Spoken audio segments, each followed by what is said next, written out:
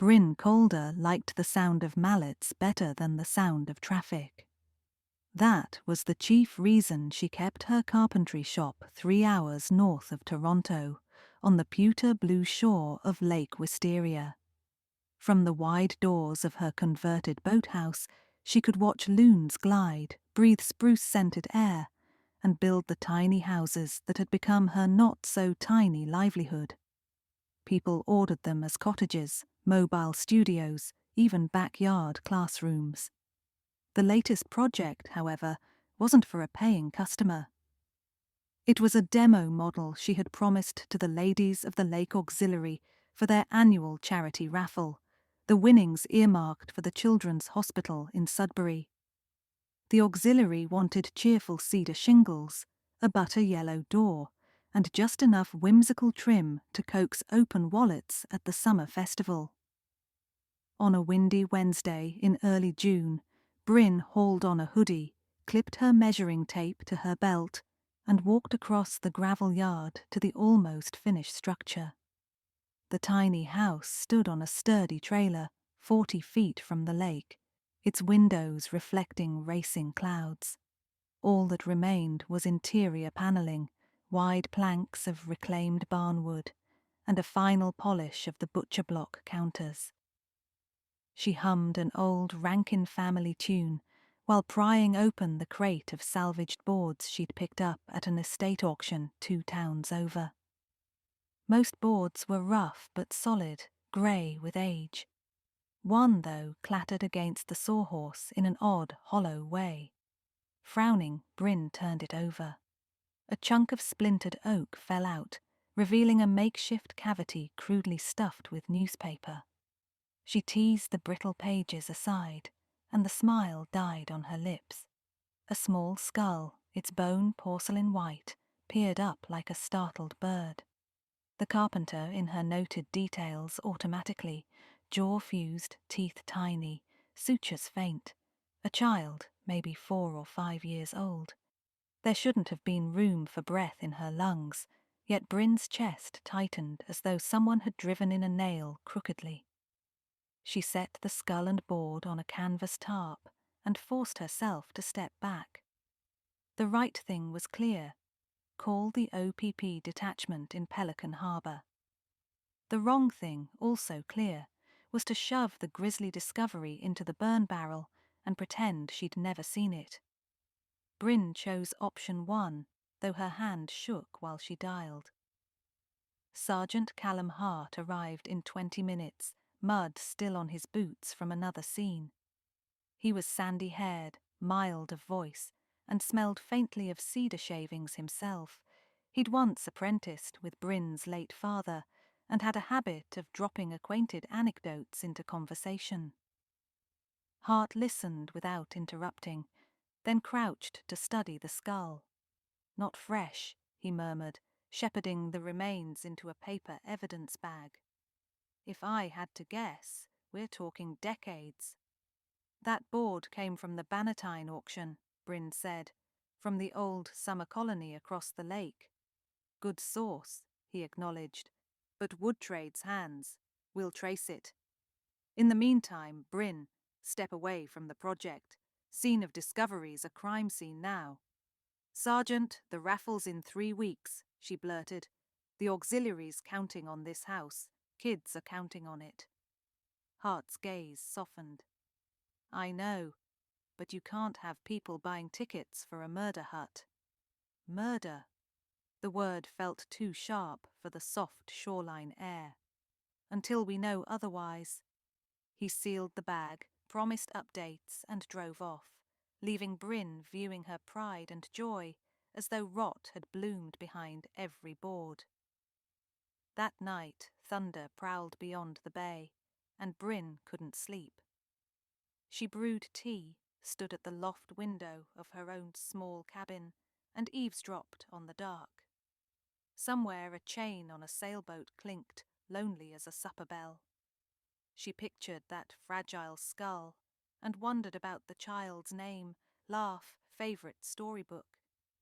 Who hid them inside a wall, and why? A wisp of memory surfaced.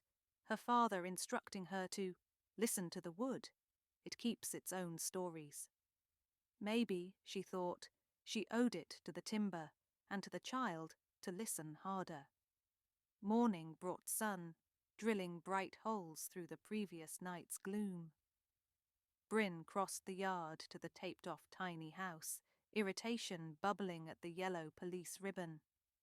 She detoured to her office shed and opened her laptop. If she couldn't swing a hammer, she could at least sift information. The Bannatyne estate catalogue was still online. Lot 87, mixed lumber, cedar and oak, from original cottages 1920-1950. Purchaser Bryn Calder, $300. She clicked deeper into local archives, sipping coffee gone cold. The Bannatyne's summer colony had once been the Muskoka of Lake Wisteria, a retreat for Toronto industrialists. 12 cottages, a dance hall, a small chapel. The word influenza popped up. Apparently, the colony closed hastily after a 1958 outbreak and never rebounded. Timber from dismantled buildings had trickled into salvage yards for decades. Influenza, Bryn mused, could account for a child's death. But why hide a victim in lumber instead of providing a burial? And why had somebody cut a skull-shaped cavity in a plank, then sealed it like a macabre time capsule? By noon, she'd drafted a timeline on her chalkboard. Colony founded 1910, peak building 1926, decline 1940s-50s. She needed someone who remembered that era. The oldest year-round lake resident was 92-year-old Mrs. Tess Sinclair, horticultural queen of Pelican Harbour, famed for knitting tea cozies shaped like waterfowl. Bryn packed cinnamon buns and drove over. Mrs. Sinclair greeted her in a rose-printed housecoat. "Bryn, dear, coming out of that scandalous sunshine before it fades your freckles." Inside, the living room smelled of lilacs and wood polish. Bryn explained the discovery, omitting gory details. Mrs. Sinclair paled anyway. "A child," she whispered. "From the colony, you believe?" "Possibly. I was hoping you might recall missing youngsters, illnesses, anything." The old woman closed her eyes. "In 57, I worked 2 summers as a kitchen maid at Bannatyne.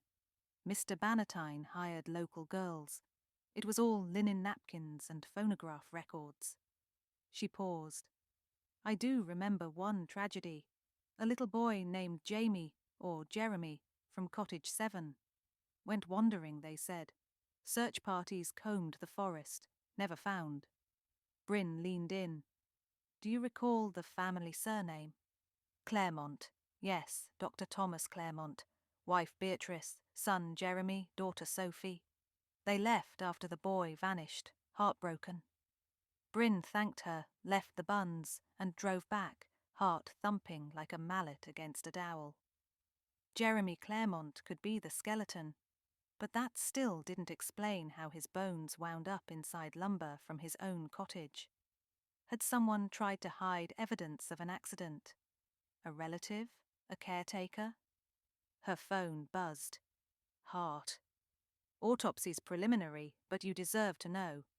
The remains are likely male, 4 to 6 years old. Cause unclear, but there's a depressed fracture on the skull, anterolateral." "Blunt force?" she asked, voice tight. "Possibly a hammer or rock. Could be accidental. Could be otherwise."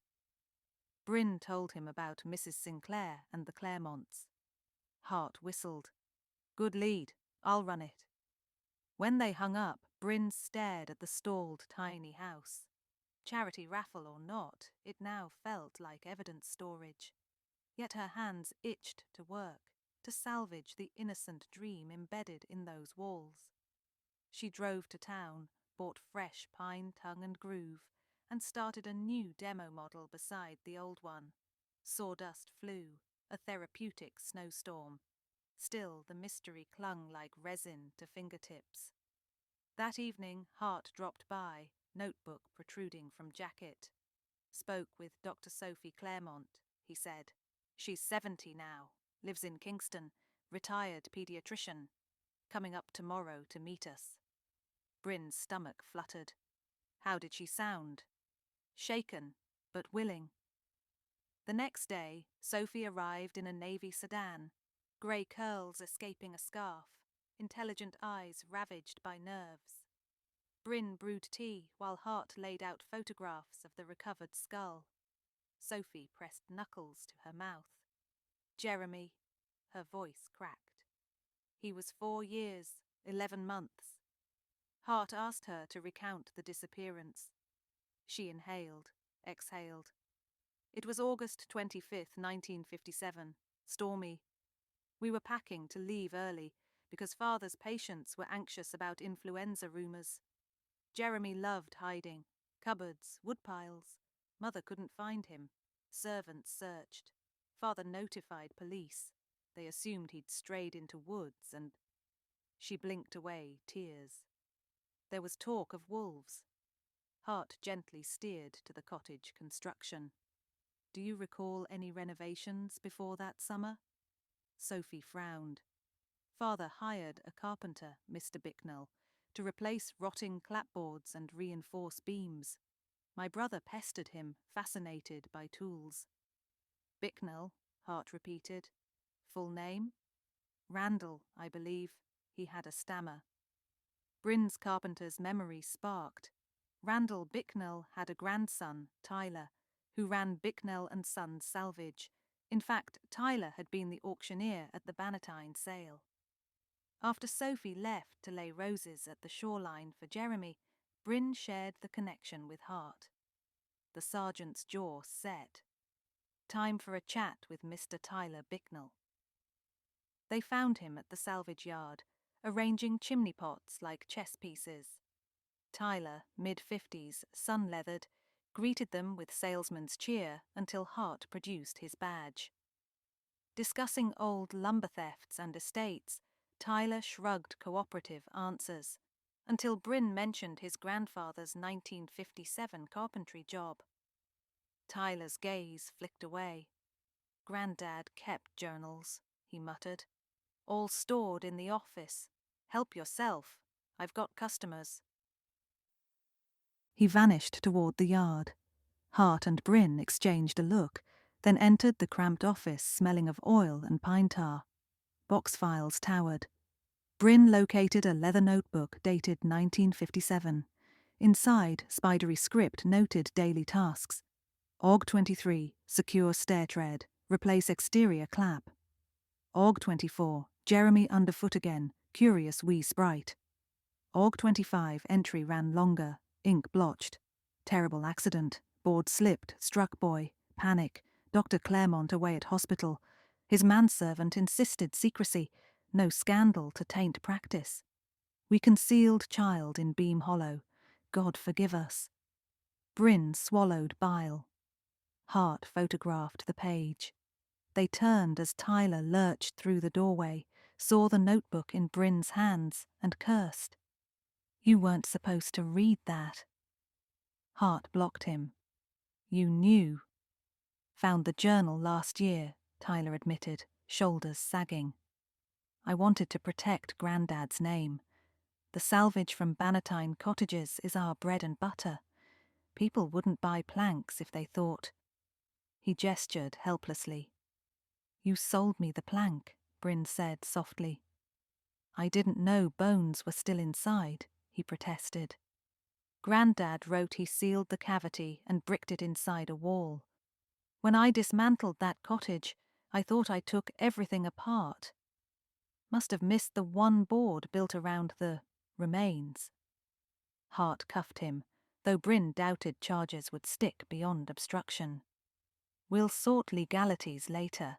Coroner can now rule accidental death, concealed by manservant and carpenter, but we still need that servant. Records identified the man as Albert Sykes, deceased 1989. Mystery solved enough for headlines. Yet something nagged at Bryn. If the death were truly accidental, why hide it instead of rushing the boy to medical help? She voiced this to Hart. Could be they panicked, assumed he was dead, Hart said. Could be, she echoed, unconvinced. With permission, she visited the Bannatyne colony ruins across the lake. Sun filtered through birch groves as she walked foundations choked with fern. At Cottage 7's footprint, she crouched, brushing moss to uncover a concrete step. Rusty nails glittered like uncatalogued constellations.